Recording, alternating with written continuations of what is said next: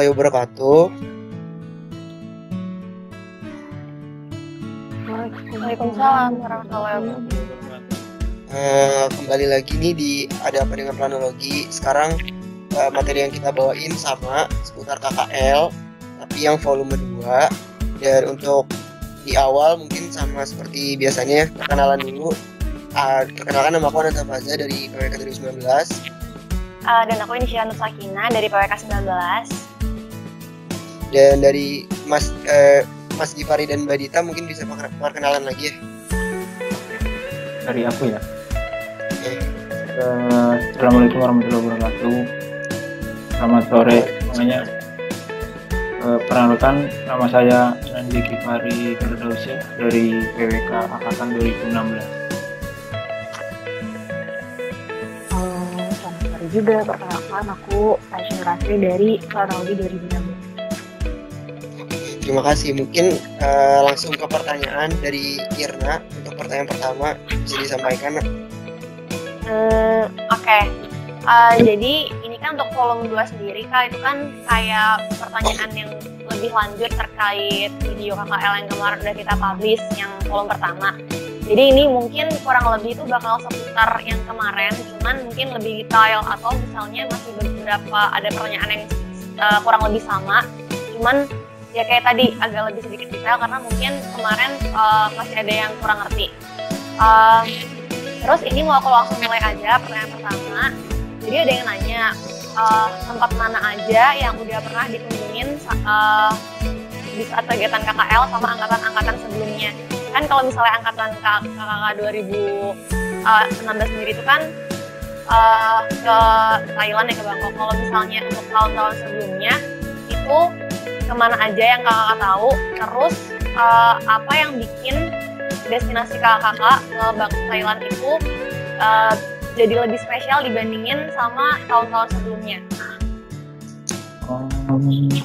Ini bebas ya jawab ya? Bebas, Mas. Oke. Bebas Kak. Aku dulu deh ya. Ntar kalau ada tambahan Dita bisa nambahin. Kalau dari tahun-tahun sebelumnya sih aku sama Dita cuma tahu sampai 2012 ya. Paling cuma tahu sampai itu. Kalau dari 2012 angkatan 2012 itu ada 3 negara. Ada Bangkok, ada Hong Kong, ada Singapura kalau nggak salah itu. Jadi mereka sistemnya satu angkatan, tahu kami ya, itu dibagi 3 untuk 3 negara itu. Tuh. Terus kalau untuk angkatan 13 ke Malaysia, angkatan 14 ke Bangkok, sama kayak kita angkatan 15 ke Singapura, dan kalau kita sendiri ke Bangkok, ke Thailand. Terus kalau tentang spesial ya, sebenarnya aku sama Dita juga bingung sih spesial. Karena kan apa ya, menurut kita kan nggak bisa disamain gitu sama angkatan sebelumnya, apalagi negaranya kan beda gitu ya. Jadi kalau mungkin susah juga sih kalau mau dibilangnya bikin spesial dibanding angkatan sebelumnya tuh sulit juga, karena ya itu tadi kayak beda lokasinya, terus kunjungan juga beda-beda, terus temanya juga beda itu sih. Sempat ntar kita ada tambahan sih. Oke, mungkin kalau kita sedikit membandingkan sih, melihat angkatan 2016-2014 sama nih ke Bangkok, cuma bedanya apa? Kalau kita sama 2014 itu memang ada beberapa destinasi yang berbeda karena menyesuaikan tadi temanya juga kan beda. Nah, sama angkatan kita lebih banyak juga sih destinasinya. Mungkin itu aja ya, ada lagi. Iya, bingung juga sih kalau mau tempat yang bikin spesial karena ya negaranya juga beda. Oke. Iya. Nah Mas, jadi ini ada yang kepo nih. Kan di volume pertama kemarin sempat diceritain pengalaman apa aja ya, sekilas dari KKL, dan mungkin bisa dijelasin lagi. Ada teman-teman yang kepo gitu, cerita berkesan dari KKL tuh apa sih, kayak contohnya tuh misalnya ketika emang nggak ikut KKL, cerita berkesan itu tuh rasanya nggak bakal ada gitu dari angkatan 2015. Mungkin ini bisa dijawab dari perspektif laki-laki Mas Gifari sama perspektif Mbak Dita ya. Cerita lucu atau cerita gimana nya? Oke. Ya, siapa tahu Dita dulu, Dit. Duluan, Dit. Apa ya? Kayaknya kalau menurut aku tidak bisa dilihat dari perspektif teman-teman dan laki-laki sih. Maksudnya memang ada yang sedikit berbeda, tapi kayaknya secara keseluruhan ya mungkin kita cerita aja lah ya. Kalau kita tuh awalnya dari berangkat nih, gimana tuh berangkat? Karena kita naik bis, jadi kita tuh ceritanya disuruh ngumpul di kampung. Dan saat itu kan kita naik bis dan karena lewat tol, dan saat itu tolnya tuh lagi perbaikan ya, aku lupa perbaikannya, pokoknya lagi ada proyek di tol, dan akhirnya kita tuh semuanya disuruh siap-siap lebih awal, berangkat lebih awal. Terus ya biasa yang laki-laki mungkin ada yang terlambat gimana hari. Ya sama juga sih. Tapi sebetulnya itu antisipasi. Nah, lanjut nih. Jadi aku mau ngomongin lanjutin. Lanjutinnya dulu. Aduh. Dan waktu itu, jadi ini mau diceritain aja kalau apa kan ya? Yang Gak apa-apa. Cerita bekasannya. Nah, kan kita udah nunggu, sebetulnya tuh ini kekhawatiran dosen kalau akan macet dan kita akan ketinggalan pesawat gitu. Tapi sebenarnya tuh enggak, makanya kita disuruh kumpul jam 12 malam itu berangkat. Jadi kan ngumpulnya sebelumnya kan. Terus akhirnya kita tuh baru berangkat jalan itu jam 2. Akhirnya kita berangkat jam 2 pagi kan ya? 2 ketiga deh. Pagi di jam segitulah. Udah jam segitu kan? Iya. Terasa jalannya lancar. Kita sarapan tuh memang dijadwalin di tengah-tengah perjalanan gitu, di salah satu rest area. Terus ternyata dari rest area itu udah jam 7 pagi, jam setengah 7 gitu. Nah dari situ udah sampai, udah dekat Jakarta, jalanan lancar. Kita akhirnya nyampe di bandara itu jam 10. Padahal di rencananya itu kita nyampe bandara adalah jam 12 siang dan itu udah makan siang. Gitu kan? Jadi akhirnya kita jam 10 nyampe, itu langsung makan. Ya kan ya, jam segitu kayak gimana? Iya. Pokoknya nunggu lama lah. Jadi kayak ibaratnya kamu harus makan sarapan besar. Terus habis itu langsung disuruh makan lagi. Nah habis itu jadinya kita nunggu lama banget, selama berapa jam ya? Kita nunggu pesawatnya, karena pesawatnya tuh sore. Take off-nya sore, iya. Jadi ya kita agak lama lusuh di bandara, ngapain ya? Mau muter-muter. Kalau kamu ngapain? Aku sih duduk-duduk aja.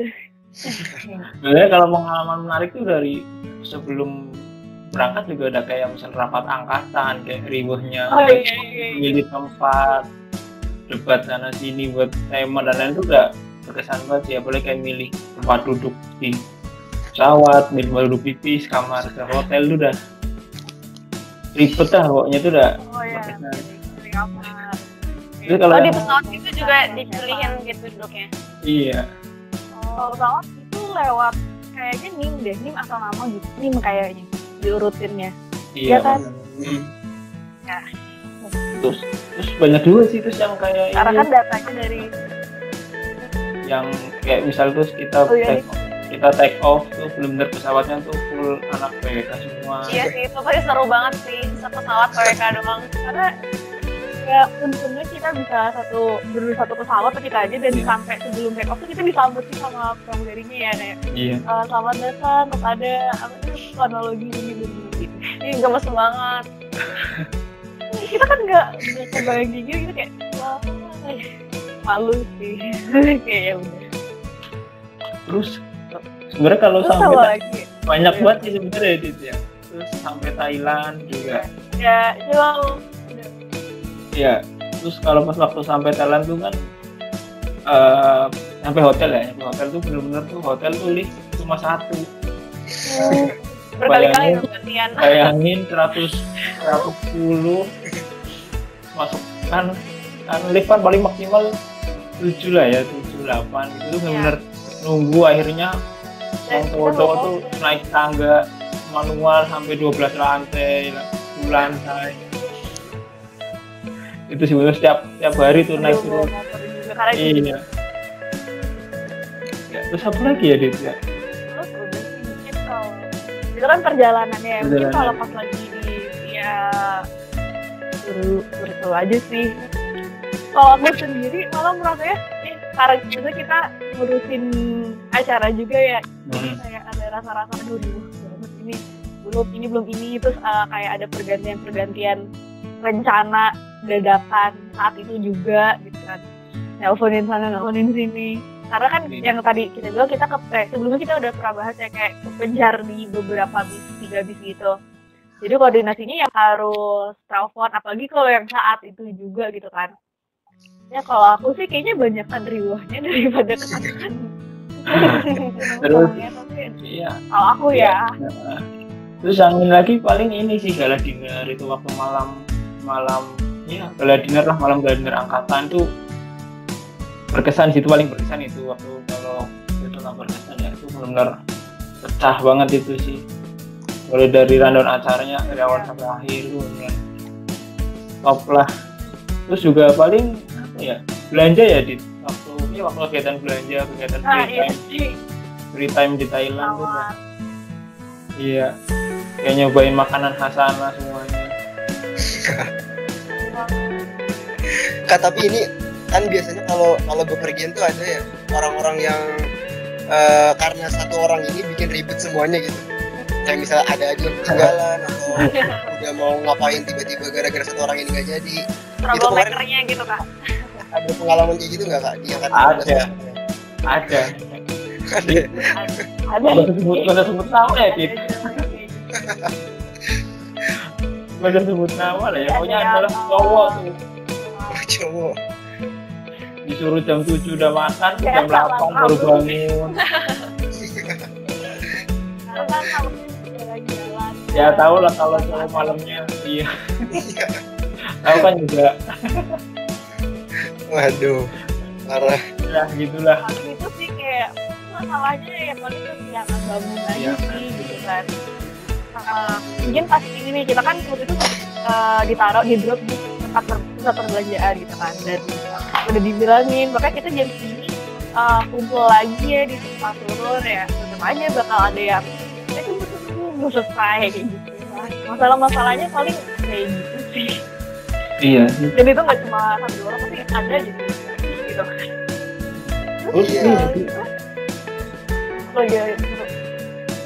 Kalau aku waktu itu di school saat kunjungan ke universitas itu tuh disediain ini kayak kue-kue gitu loh, kue-kue khas sana.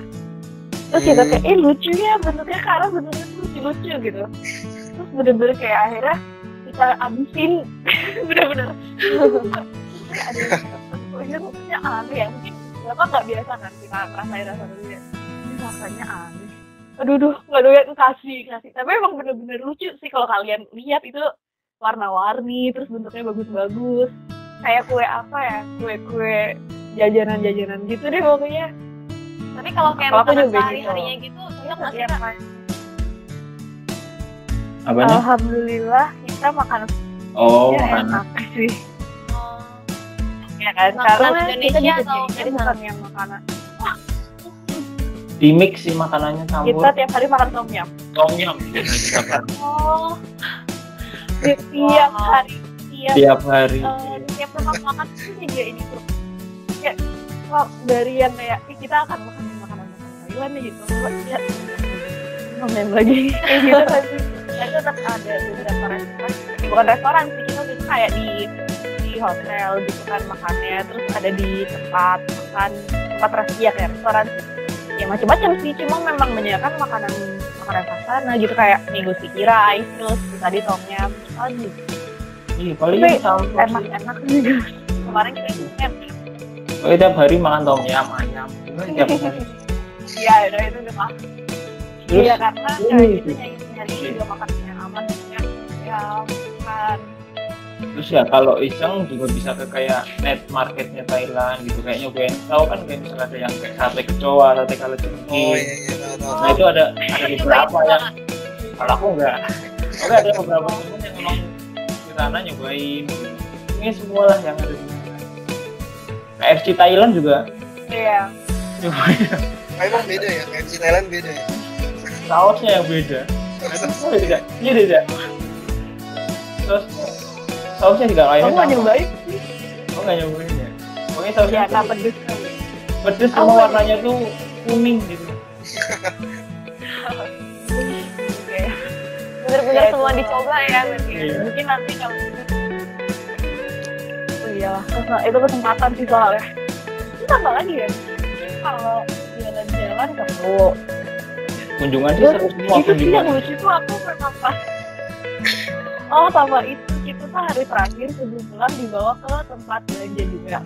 Tapi waktunya tuh cuma bentar, kayak 30 menit atau satu jam, bentar banget ya. Jadi udah dan temennya tuh besar. Jadi kayak dari tempat kita diturunin, lari ke sana, lari ke sini, balik lagi. Dan jadi kayak main apa sih, uang target gitu loh. Gimana caranya ngeliat semua dengan waktu yang singkat. Udah bener-bener tuh kacau banget, udah nggak tahu ini temanku kemana, ya udah biarin aja. Terus Apa ya ya? paling kalau yang Pasti kalau aku ya. sih kalau aku sih waktu belanja itu bener-bener kalau misalnya ke sana tuh harus bisa pinter nawar buat gitu tuh. Pokoknya aku Iya. pernah gitu Dan ngobrol soalnya oleh sana tuh ini juga penjual-penjualan bisa bahasa Indonesia kan, bahkan mereka tuh Indonesia, tahu kalau kita turis gitu kan, tapi nawar itu mereka tahu. Jadi kayak kok kayak di pasar Indonesia aja gitu, kayak nggak lagi KKL di luar negeri. Bener-bener pokoknya banyak Itu ketemu orang aja Indonesia sih di sana ya. Banyak Indonesia ketemu gitu kan. banyak Iya. banget gitu ya. Ya gitu sih. Terus apa lagi ya? Oh ini yang kayak teman kita mendadak yang banyak duit jadi money changer dadakan. Oh Itu iya. yang benar-benar gara-gara uangnya lebih kan buatnya beli aja di temen tadi kan di Indonesia pakai rupiah. Oh berarti penjual di sana nggak nerima rupiah ya? Berarti Enggak. 15 semua ya? Iya, ini obat. Jadi teman-teman yang uangnya obatnya banyak, terus uang teman-teman kita yang udah dikit beli di teman gitu. Terus ya itu hari-hari akhir sih biasanya juga banyak banget yang jadi money changer dadakan.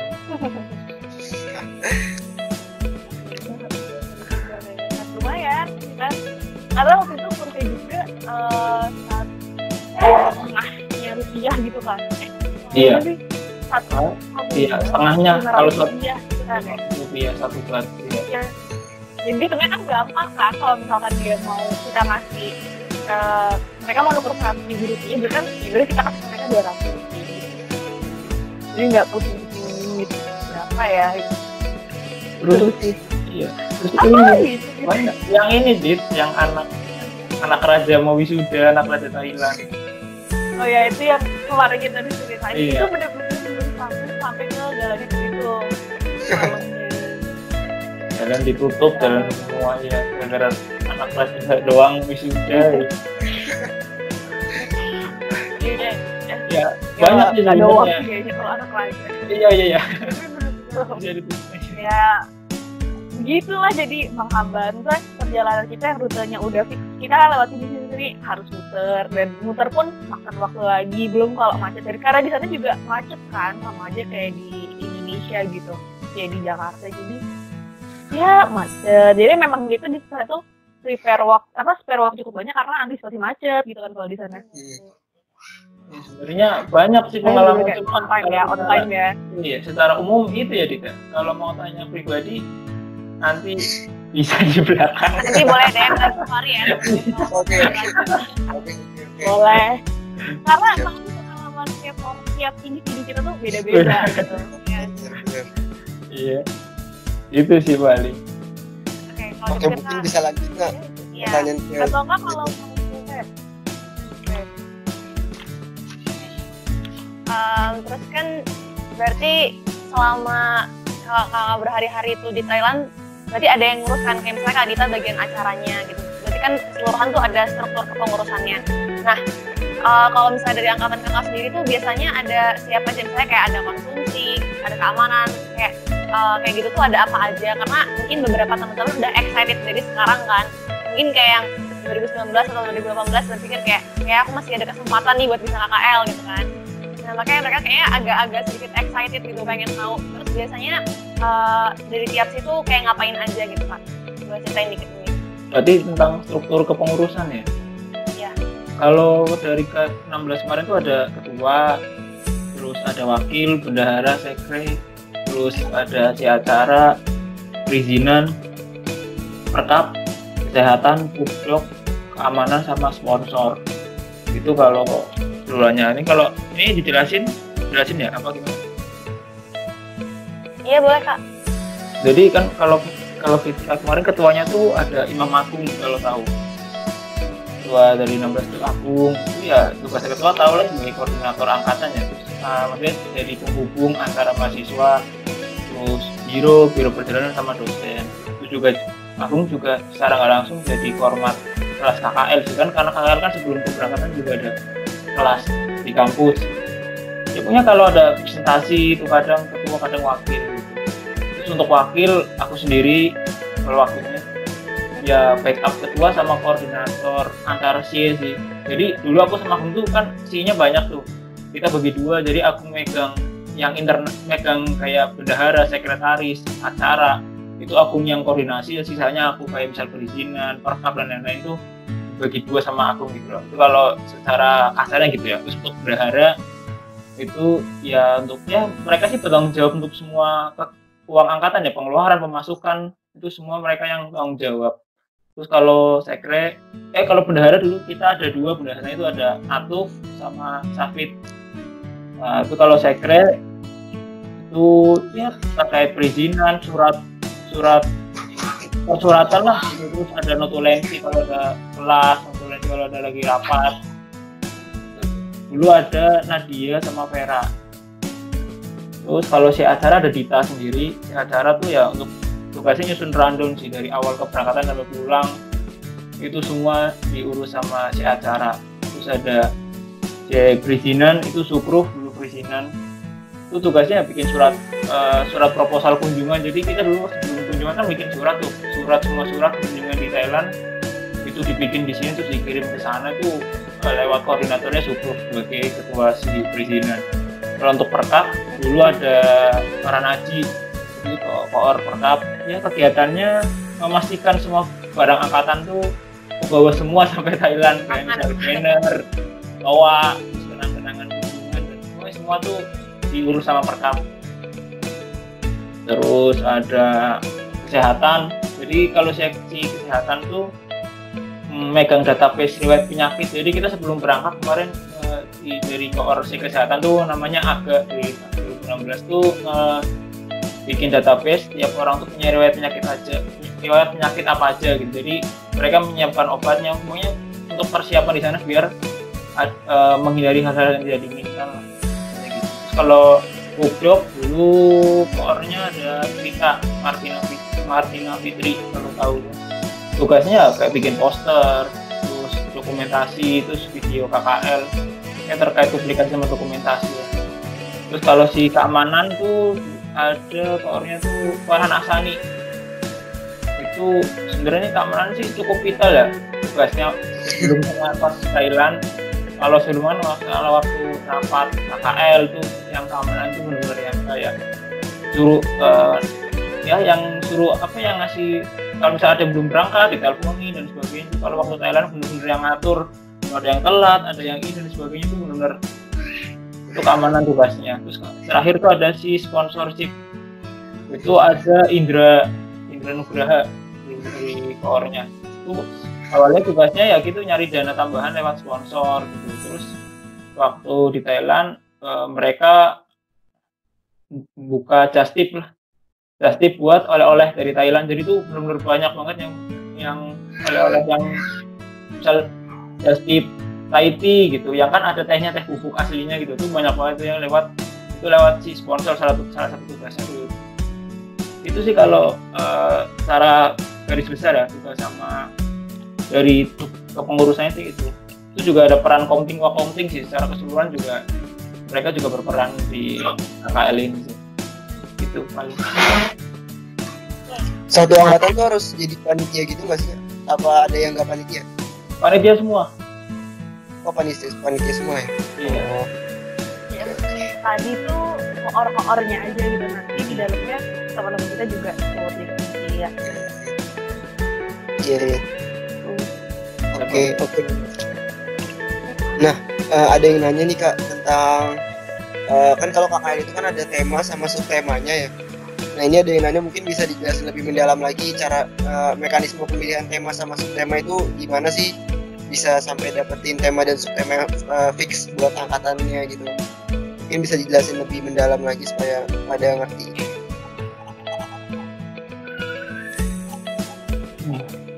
Kalau tema dan subtema, gimana ya? Kalau kita kan dulu memang kita menyaring dulu nih dari teman-teman, kalian ada ide nggak untuk temanya kira-kira apa gitu kan. Terus habis itu dari tema yang udah dikasih teman-teman, kita forum besar yang di kelas KKL, maksudnya yang ada kita satu angkatan dan dosen juga gitu. Nah, tapi kalau ditanya gimana ya cara nemuin temanya gitu, kayak mungkin teman-teman bisa lihat isu-isu apa sih yang lagi sekarang ini gitu kan. Jadi kalau misalkan ditanya tema dulu apa negara dulu, kayaknya bisa dua sambil jalan apa kayak sambil jalan cari temanya.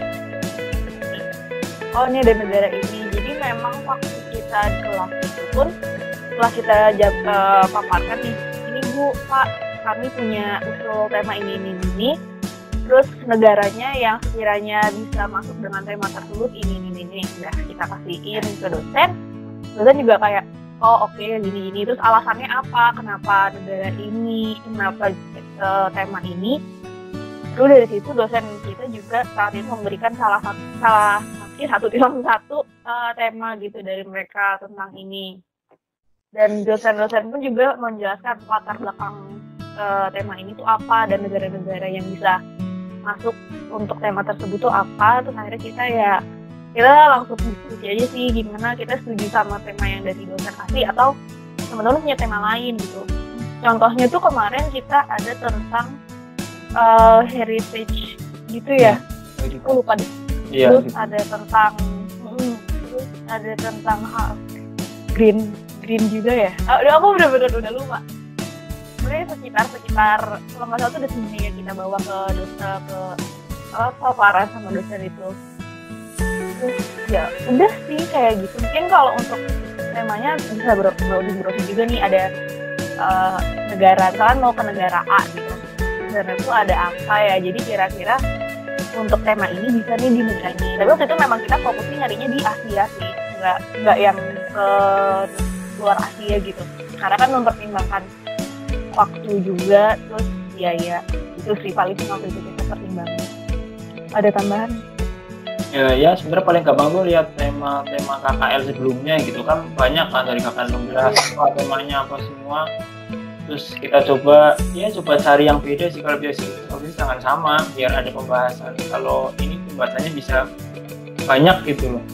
Nah terus ya gitu awalnya tuh sebenarnya dari angkatan kita sendiri sih nentuin tema ini. Terus setelah itu kita bikin paparan, bikin presentasi kenapa kita milih tema itu, kenapa kita milih negara itu. Akhirnya ya koordinasi sama dosen plus minusnya tema dari kita apa, terus tadi tiba-tiba dari dosen juga menyarankan ada tema ini, terus kita bahas bareng-bareng, akhirnya nemuin solusi, nemuin kesepakatan bersama buat temanya. Lagi waktu kami temanya inclusive development, akhirnya milih lokasinya di Bangkok. Itu sih pokoknya lumayan panjang sih kalau prosesnya.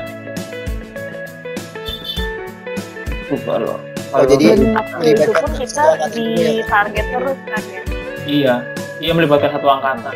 Jadi dosen juga ngasih target, misal minggu kedua harus ada tema ya, minggu ketiga harus ada ini, kita minggu keempat paparan kenapa milih tema itu dan sebagainya. Itu benar-benar dikejar terus sama dosen sampai akhirnya nemu hasil final buat temanya.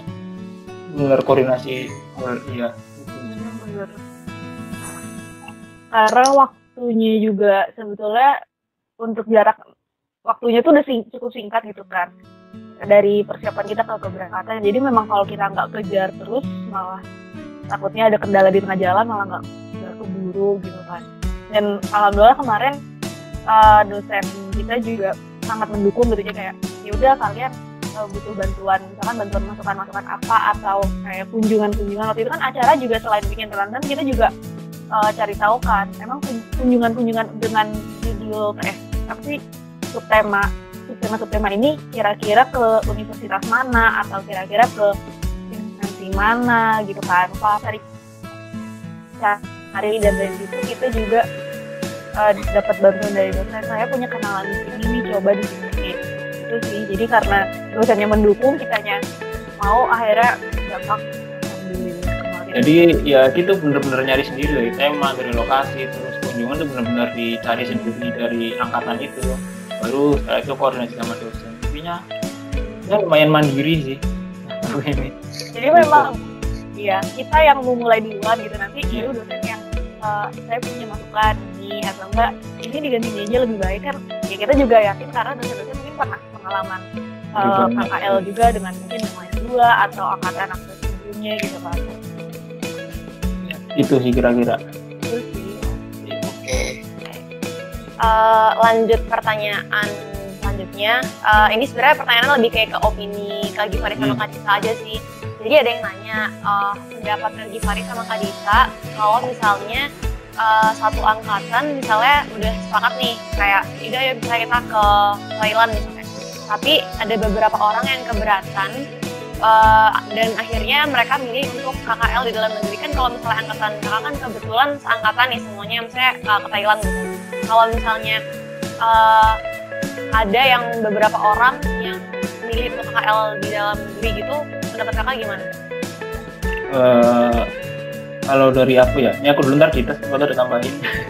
Jadi emang KKL itu kan emang bener-bener persiapannya kan butuh matang banget ya, butuh matang, butuh detail, dan jangka waktunya juga lumayan untuk mempersiapkan itu semua.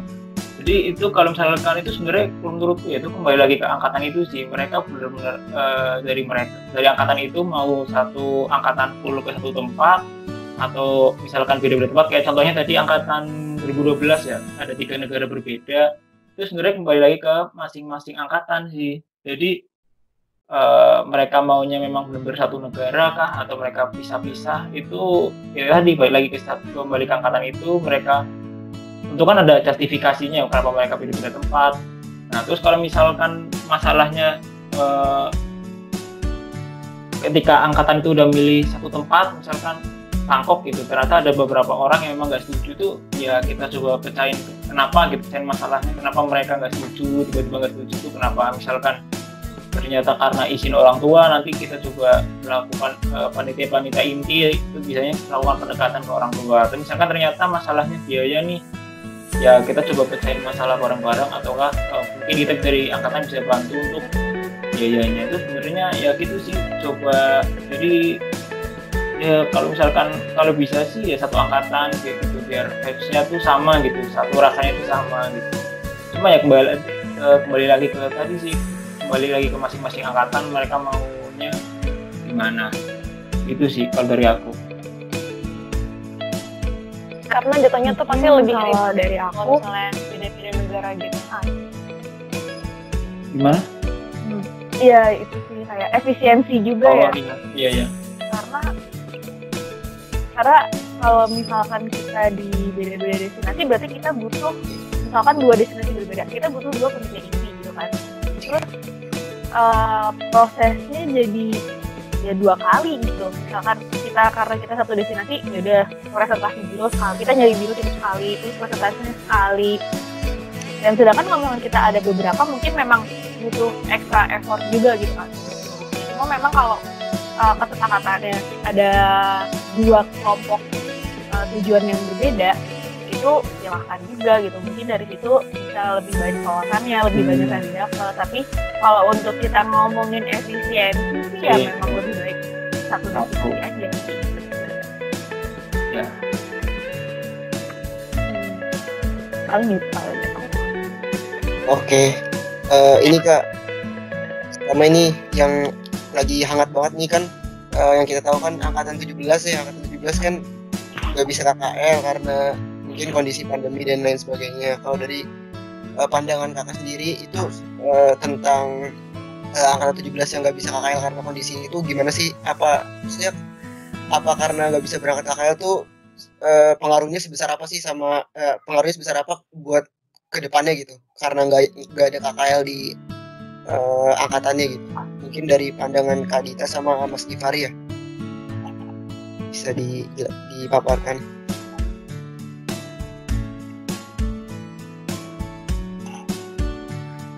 Coba dulu. Boleh kamu dulu Dit, ntar aku tambahin deh.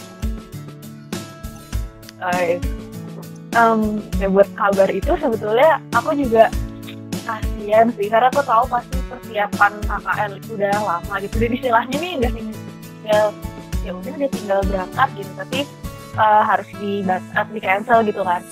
Dan kita juga tahu karena ada sebuah pandemi ya, jadi ya memang nggak akan bisa juga gitu kalau kita memaksakan, karena negara-negara juga menutup akses kunjungan dari negara lain dan sebagainya. Dan menurut aku bukan hanya KKL aja sih yang di sini, KKL yang sudah jadi ini yang dirugikan, karena kita pun kalau kita lihat di KKL sendiri, kesepakatan ini ada terdampak juga. Kayak misalkan kita yang 2016 penelitiannya terhambat gitu kan, kita nggak bisa langsung survei primer, terus wisuda juga ya jadinya wisudanya online. Mungkin kalau di 17 kenanya KKL-nya nggak jalan, sedangkan mungkin kalian juga nggak ngerasain video 1 dan 2 ya kan, semester depan masih online kan ya. Jadi menurut aku ya memang nggak ada daerahnya masing-masing gitu, nggak dapet udah nggak dapet KKL, nggak dapet video. Dan aku tahu sih rasanya kayak apa, aku tuh udah tinggal berapa tapi nggak jadi dari sebagainya. Cuma mungkin kita tuh kalau belajar kan ya bisa dari mana aja gitu kan. Mungkin kalau misalkan masih tertarik kayak kan sekarang juga masih model-model webinar nggak sih, itu kan juga bisa dilakukan ya untuk misalkan kita sama pihak di negara tujuannya nih, jadi kita melaksanakan webinar gitu. Jadi kita juga bisa tetap dapat pelajaran dari mereka juga. Menurut sharing ilmunya dapat, tapi ya kita nggak harus kunjungan kesan, nggak harus memaksakan ada kunjungan gitu. Mungkin kalau dampaknya sendiri ya KKL itu kan sebetulnya emang nggak yang ya udah kita belajar, kita kunjungan, terus kita sambil refreshing gitu. Kalau misalkan nggak ada pun tadi kita ganti dengan yang lainnya gitu. Ya menurut aku juga ya kasihan, tapi ya gimana, kita nggak bisa memaksakan juga kan. Semoga juga mungkin semester berarti tahun depan udah baik-baik aja, jadi bisa berjalan lagi. Ya itu bener yang katanya Dita. Jadi kan memang kalau yang masalah angkatan 17 ya khususnya untuk KKL kan ya sebenarnya kan waktu kan memang persiapan KKL itu kan benar-benar panjang ya. Jadi aku juga benar-benar ngerasa ya sedih, ngerasa kasihan juga sama terutama mereka yang ngurusin kayak panitia intinya gitu. Tapi kan bagaimana lagi, namanya juga karena faktor bencana alam ya termasuknya. Jadi ya mau nggak mau semua terdampak, apalagi pandemi gini kan. Jadi mungkin kalau misalkan bukan memaksakan ya, misalkan pengen tetap ada KKL itu mungkin tadi bisa saran tadi kayak gitu, kayak webinar gitu. Mungkin dari pihak angkatan itu mungkin tetap ngasih kayak proposal kunjungan ke negara itu, tapi nanti bentuknya lewat webinar. Itu mungkin kalau misalkan semoga sih pandeminya bisa cepat selesai ya gitu. Tapi kalau misalkan ya cuma kalau misalkan ternyata jangan sampai bisa jadi solusi ke depannya sih mungkin gitu ya. Tapi ya semoga sih angkatan bawah dan seterusnya bisa normal lagi sih ya.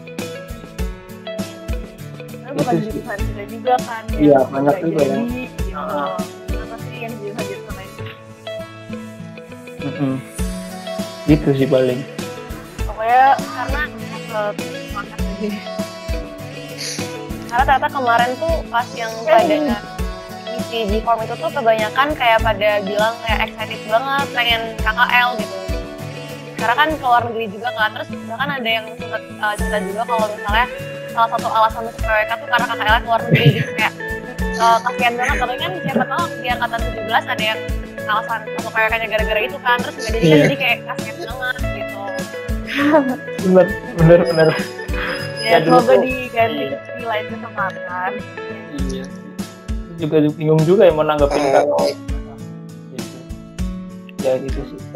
Tapi sebenarnya kalau nggak ada KKL tuh pengaruh besar nggak sih ke misalkan ke transkrip nilai kan? KKL itu kan sebuah mata kuliah ya yang ada ada hasil nilainya lah. kalau misalkan emang nggak ada itu gimana ya? Ngaruh ke nilainya tuh kayak gimana? Iya sih, kalau KKL kan matkul wajib ya masuknya ya. Iya. Kayaknya semua rata-rata jurusan juga KKL itu masuk matkul wajib. Jadi mungkin kalau misalkan nggak tahu ya, kalau misalkan nggak ada KKL-nya tuh karena kondisinya kayak gini ya, itu mungkin dari pihak dosen juga ngasih kemudahan, mungkin nggak ada KKL tapi tetap kasih nilai, mungkin gitu. Tapi aku nggak tahu sih. Nilainya aman. Ya, mungkin. Apalagi matkul wajib kan. Iya. Ada kebijakan itu. Iya, semoga ada kebijakan Karena kan baru. kondisi seperti ini kita juga nggak ada yang nggak bisa mau prediksi kan. Semoga nilai tetap aman lah. Ya mungkin ada kemudahan dinilai mungkin kalau dari angkatan 17 ya, kalau untuk KKL mungkin itu.